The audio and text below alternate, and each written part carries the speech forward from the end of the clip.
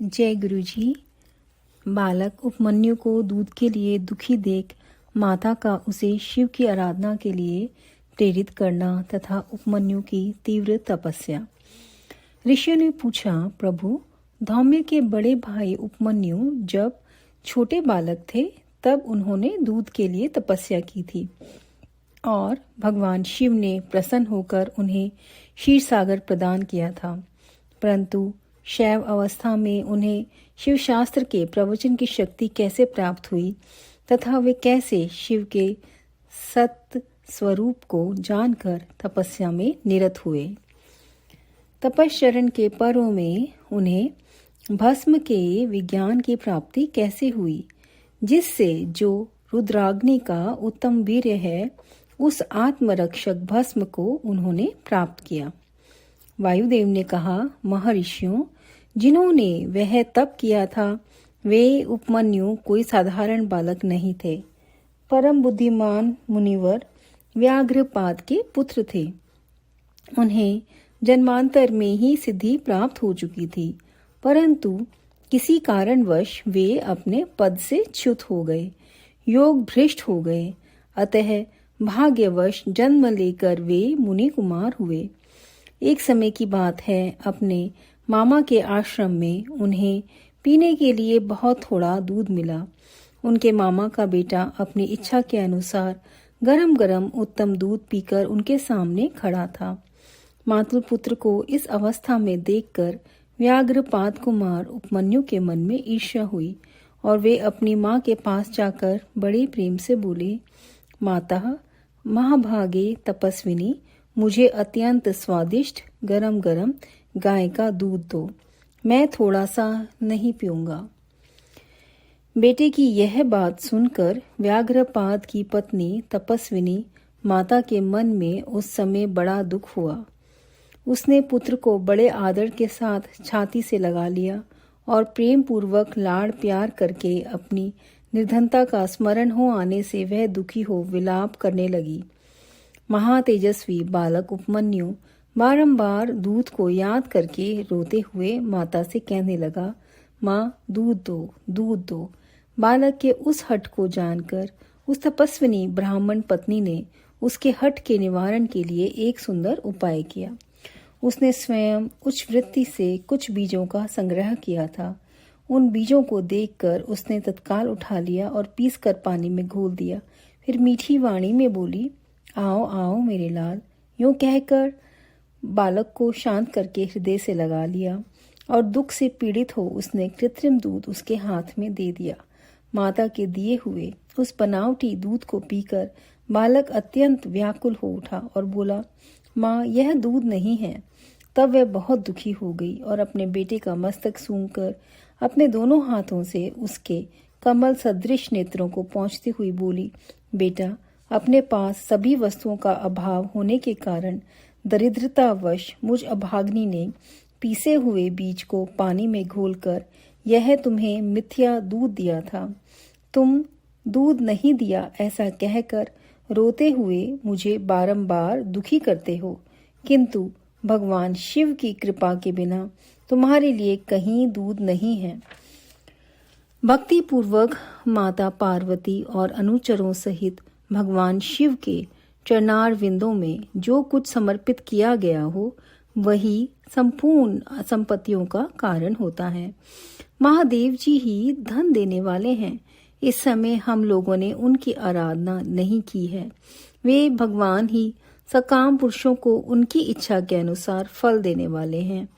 हम लोगों ने आज से पहले कभी भी धन की कामना से भगवान शिव की पूजा नहीं की है, इसलिए हम दरिद्र हो गए और यही कारण है कि तुम्हारे लिए दूध नहीं मिल रहा है। बेटा, पूर्व जन्म में भगवान शिव अथवा विष्णु के उद्देश्य से जो कुछ किया जाता है वही वर्तमान जन्म में मिलता है, दूसरा कुछ नहीं। उपमन्यु बोले, माँ, यदि माता पार्वती सहित भगवान शिव विद्यमान हैं, तब आज से शोक करना व्यर्थ है। महाभागे, अब शोक छोड़ो, सब मंगलमय ही होगा। माँ, आज मेरी बात सुन लो। यदि कहीं महादेव जी हैं तो मैं देर से या जल्दी ही उनसे क्षीर सागर मांग लाऊंगा। वायु देवता कहते हैं, उस महाबुद्धिमान बालक की वह बात सुनकर उसकी मनस्विनी माता उस समय बहुत प्रसन्न हुई और यूं बोली। माता ने कहा, बेटा तुमने बहुत अच्छा विचार किया है। तुम्हारा यह विचार मेरी प्रसन्नता को बढ़ाने वाला है। अब तुम देर ना लगाओ, सांब सदा शिव का भजन करो। अन्य देवताओं को छोड़कर मन, वाणी और क्रिया द्वारा भक्ति भाव के साथ पार्षद गणों सहित उन्हीं सांब सदाशिव का भजन करो। नमः शिवाय यह मंत्र उन देवाधिदेव वरदायक शिव का साक्षात वाचक माना गया है। प्रणव सहित जो दूसरे 7 करोड़ महामंत्र हैं वे सब इसी में लीन होते हैं और फिर इसी से प्रकट होते हैं। यह मंत्र दूसरे सभी मंत्रों से प्रबल है। यही सब की रक्षा करने में समर्थ है। अतः दूसरे की रक्षा नहीं करनी चाहिए। इसलिए तुम दूसरे मंत्रों को त्याग कर केवल पंचाक्षर के जप में लग जाओ। इस मंत्र के जिह्वा पर आते ही यहाँ कुछ भी दुर्लभ नहीं रह जाता है। यह उत्तम भस्म जिसे मैंने तुम्हारे पिताजी से ही प्राप्त किया है, यह विरजा होम की अग्नि से सिद्ध हुआ है। अतः बड़ी से बड़ी आपत्तियों का निवारण करने वाला है। मैंने तुम्हें जो पंचाक्षर मंत्र बताया है उसको मेरी आज्ञा से ग्रहण करो। इसके जप से ही शीघ्र तुम्हारी रक्षा होगी। वायु देवता कहते हैं, इस प्रकार आज्ञा देकर और तुम्हारा कल्याण हो ऐसा कहकर माता ने पुत्र को विदा किया। मुनि उपमन्यु ने उस आज्ञा को शिरोधार्य करके ही उसके चरणों में प्रणाम किया और तपस्या के लिए जाने की तैयारी की। उस समय माता ने आशीर्वाद देते हुए कहा, सब देवता तुम्हारा मंगल करें। माता की आज्ञा पाकर उस बालक ने दुष्कर तपस्या आरंभ की। हिमालय पर्वत के एक शिखर पर जाकर उपमन्यु एकाग्रचित हो केवल वायु पीकर रहने लगे। उन्होंने 8 ईंटों का एक मंदिर बनाकर उसमें मिट्टी के शिवलिंग की स्थापना की।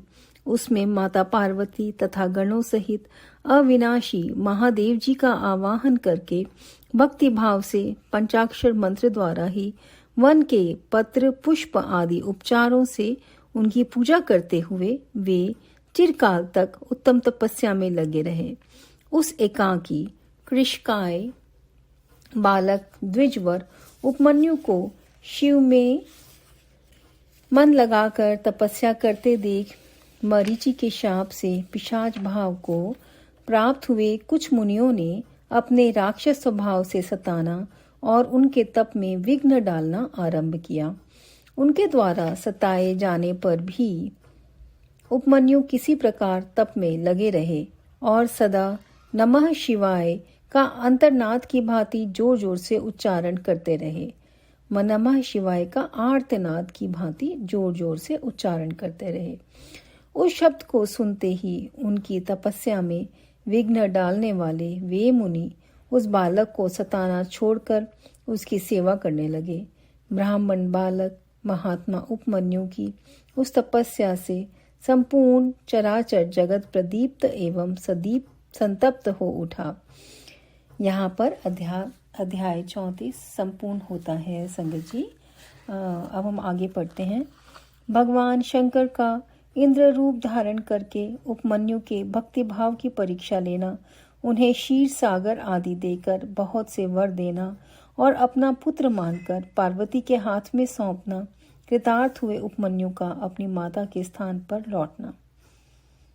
तदंतर भगवान विष्णु के अनुरोध करने पर श्री शिव जी ने पहले इंद्र का रूप धारण करके उपमन्यु के पास जाने का विचार किया। फिर श्वेत ऐरावत पर आरूढ़ हो स्वयं देवराज इंद्र का शरीर ग्रहण करके भगवान सदाशिव देवता, असुर, सिद्ध तथा बड़े बड़े नागों के साथ उपमन्यु मुनि के तपोवन की ओर चले। उस समय वह ऐरावत दाई सूंड में चंवर लेकर शची सहित दिव्य रूप वाले देवराज इंद्र को हवा कर रहा था और बाई सूंड में श्वेत छत्र लेकर उन पर लगाए चल रहा था। इंद्र का रूप धारण किए उमा सहित भगवान सदाशिव उस श्वेत छत्र से उसी तरह सुशोभित हो रहे थे जैसे उदित हुए पूर्ण चंद्रमंडल से मंदराचल शोभायमान होता है। इस तरह इंद्र के स्वरूप का आश्रय ले परमेश्वर शिव उपमन्यु के उस आश्रम पर अपने उस भक्त पर अनुग्रह करने के लिए जा पहुंचे। इंद्र रूपधारी परमेश्वर शिव को आया देख मुनियों में श्रेष्ठ उपमन्यु मुनि ने मस्तक झुकाकर प्रणाम किया और इस प्रकार कहा, देवेश्वर जगन्नाथ भगवान देवो शिरोमणि, आप स्वयं यहाँ पधारे, इससे मेरा यह आश्रम पवित्र हो गया। इंद्र रूपधारी शिव बोले, उत्तम व्रत का पालन करने वाले धौम्य के बड़े भैया महामुने उपमन्यु, मैं तुम्हारी इस तपस्या से बहुत संतुष्ट हूँ। तुम वर मांगो, मैं तुम्हें संपूर्ण अभीष्ट वस्तुएं प्रदान करूंगा। वायु देवता कहते हैं, उन इंद्रदेव के ऐसा कहने पर उस समय मुनि प्रवर उपमन्यु ने हाथ जोड़कर कहा, भगवान, मैं भगवान शिव की भक्ति मांगता हूँ। यह सुनकर इंद्र ने कहा, क्या तुम मुझे नहीं जानते? मैं समस्त देवताओं का पालक और तीनों लोकों का अधिपति इंद्र हूँ।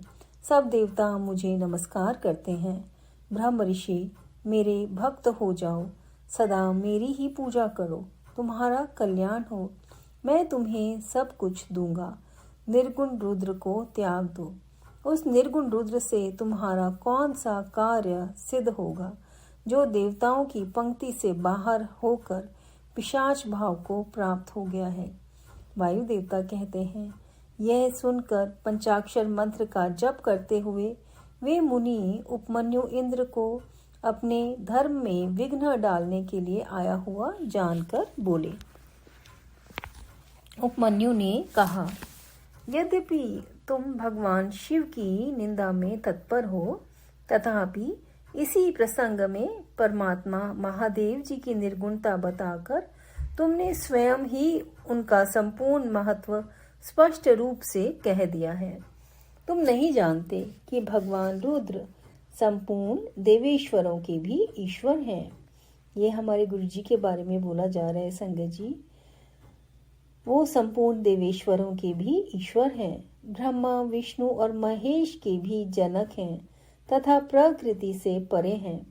ब्रह्मवादी लोग उन्हीं को सत असत, व्यक्त अव्यक्त तथा नित्य एक और अनेक कहते हैं। अतः मैं उन्हीं से वर मांगूंगा जो युक्तिवाद से परे तथा सांख्य और योग के सारभूत अर्थ का ज्ञान प्रदान करने वाले हैं। तत्वज्ञानी पुरुष उत्कृष्ट जानकर जिनकी उपासना करते हैं, उन भगवान शिव से ही मैं वर मांगूंगा। देवाधम दूध के लिए जो मेरी इच्छा है वह यूं रह जाए, परंतु शिवास्त्र के द्वारा तुम्हारा वध करके मैं अपने इस शरीर को त्याग दूंगा। वायु देवता कहते हैं, ऐसा कहकर स्वयं मर जाने का निश्चय करके उपमन्यु दूध की भी इच्छा छोड़कर इंद्र का वध करने के लिए उद्यत हो गए।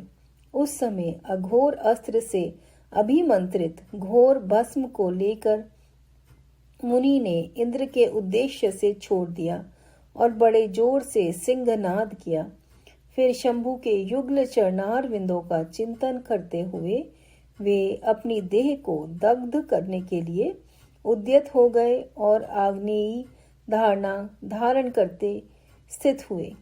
ब्राह्मण उपमन्यु जब इस प्रकार स्थित हुए, तब भग देवता के नेत्र का नाश करने वाले भगवान शिव ने योगी उपमन्यु की उस धारणा को अपनी सौम्य दृष्टि से रोक दिया। उनके छोड़े हुए उस अघोर अस्त्र को नंदीश्वर की आज्ञा से शिव वल्लभ नदी ने बीच में ही पकड़ लिया। तत्पश्चात परमेश्वर भगवान शिव ने अपना बालेंदु शेखर रूप को धारण कर लिया और ब्राह्मण उपमन्यु को उसे दिखाया। इतना ही नहीं, उस प्रभु ने उस मुनि को सहस्रों क्षीर सागर, सुधा सागर, दधी आदि के सागर, घृत के समुद्र, फल संबंधी रस के समुद्र तथा भक्ष्य भोज्य पदार्थों के समुद्र का दर्शन कराया और पुओं का पहाड़ खड़ा करके दिखाया। इसी तरह देवी पार्वती के साथ महादेव जी वहां वृषभ पर आरूढ़ दिखाई दिए। वे अपने गणाध्यक्षों तथा त्रिशूल आदि दिव्य अस्त्रों से घिरे हुए थे। देवलोक में दुंदुभियां बजने लगी, आकाश से फूलों की वर्षा होने लगी तथा विष्णु, ब्रह्मा और इंद्र आदि देवताओं ने 10 दिशाएं आच्छादित हो गई।